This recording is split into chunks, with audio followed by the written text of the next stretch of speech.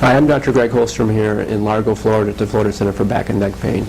And patients will frequently ask me, well, why did you become a chiropractor? And I tell them that from a very early age.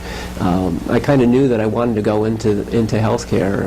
I had interest in the sciences. I loved doing book reports on the human body, the heart, and the brain, the circulatory system.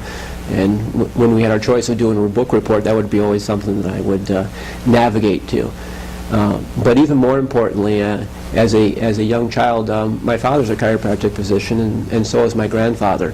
And I have several aunts and uncles and cousins and so forth. And I'd come home from school, and I had to walk through the waiting room to get to the back portion of the office. And frequently, as I come through the waiting room, there would be a patient that was waiting in the waiting room to come back in, and they say, "Aren't you the doctor's son?"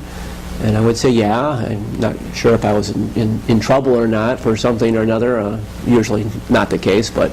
And they said, "Well, just no, it's okay. I just wanted to find out if you were the doctor's son, because I wanted to tell you how much your father has helped me and what a wonderful man he is." And he is indeed a wonderful man, but chiropractors in general who do great jobs for people will frequently have great outcomes, and we produce a lot of very happy people, because we oftentimes have people come in who've been to multiple doctors, multiple types of specialties, and haven't been able to be helped. And as they come in and they go through diagnosis and begin treatment, begin to have responses to care where their pain syndromes or their problems make remarkable improvement. And as a doctor, that is tremendously rewarding, because when you have the successful outcomes and you really want to help people, to hear them say that they're doing well and thank you so much is worth a tremendous amount, and it's fun. It makes practice fun. So I had an interesting case once, and this always excites me when I talk about chiropractic and what we can do.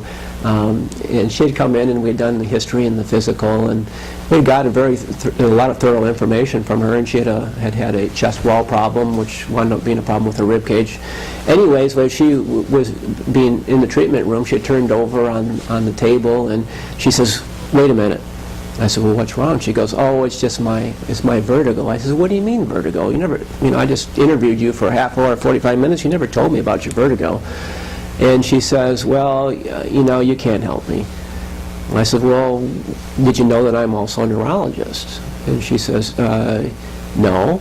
And I told her a little bit about the neurology program and the residency I'd done. And so she says, "Well, I still don't think you can help me, because I've been to Shands, and I've been to Mount Sinai, and I've been to Mayo Clinic, and they told me the only thing I can do to help with this vertigo is to take meclizine, or anti-dizziness medication, and I've been taking it every day for 30 years.